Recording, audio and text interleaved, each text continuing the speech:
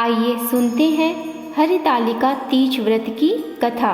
भाद्रपद माह की शुक्ल पक्ष की तृतीया को सुहागिन स्त्रियां अपने पति की लंबी उम्र व कुंवारी कन्याएं इच्छित वर पाने के लिए हरितालिका तीज व्रत करती है।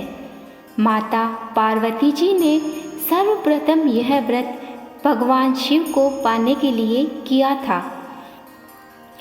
एक दिन कैलाश पर्वत पर भगवान शिव पार्वती जी अपने सभी गणों के साथ आसन पर विराजमान थे।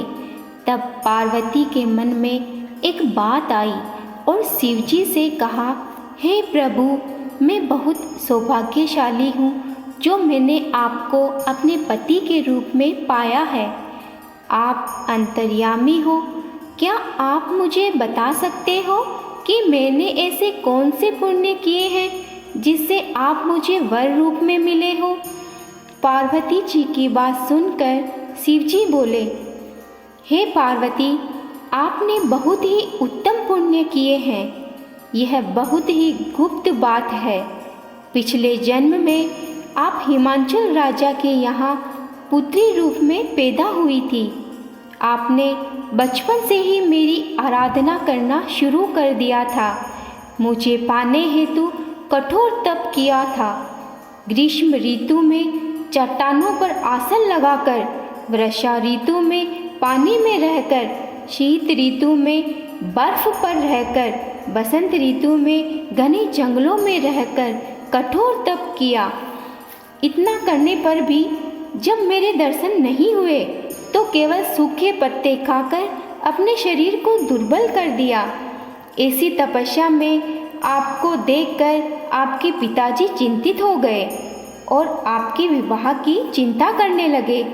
अवसर पाकर नारद जी पिताजी के पास आए और कहा कि हे राजन, भगवान विष्णु आपकी पुत्री की तपस्या से खुश होकर विवाह करना चाहते हैं। ऐसा सुन महाराज ने कहा कि ये तो मेरे सौभाग्य की बात है। मैं वचन देता हूँ कि मेरी पुत्री का विवाह भगवान विष्णु से करूँगा।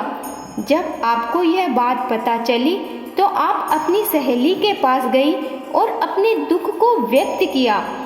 आपको दुखी देखकर आपकी सहेली आपको सबकी नज़रों से बचाकर हिमालय की एक ऐसी गुफा में ले गई जहाँ इसके बारे में कोई नहीं जानता था।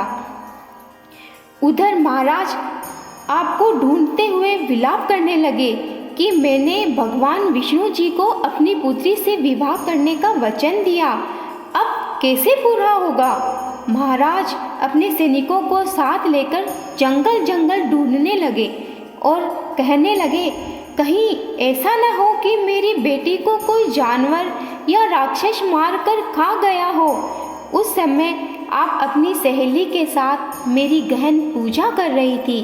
आपने बालू रेत से शिवलिंग की स्थापना कर, जंगल के तरह तरह के फल व फूलों से पूजा कर, निराहार रहकर व्रत किया, रात भर खड़े रहकर जागरण किया।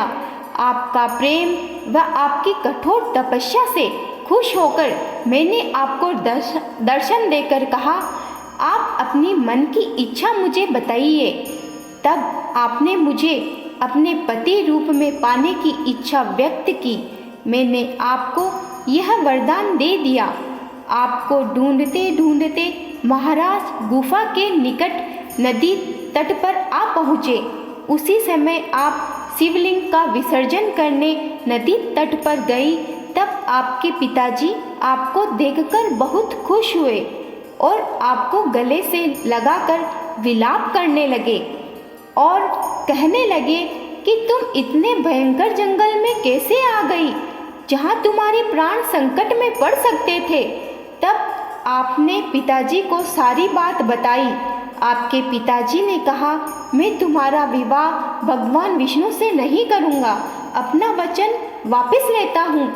तुम जो अभिष्ट वर चाहती हो उन्हीं सदा शिव के साथ विवाह कराऊंगा और फिर तुम्हें अपने राज्य ले जाकर विधि विधान से मेरे साथ विवाह संपन्न कराया। हे पार्वती, जिस सहेली ने तुम्हें हरण कर हिमालय की गुफा में रख और मेरा तीज व्रत किया। इसी कारण इस व्रत का नाम हरतालिका पड़ा। यह व्रत सब व्रतों से श्रेष्ठ है। जो नारी इस व्रत को करती है वह सौभाग्यवती व पुत्र पौत्रों के साथ सुखी जीवन व्यतीत करती है और शिवलोक की हो जाती है। बोलो शिव भगवान की जय।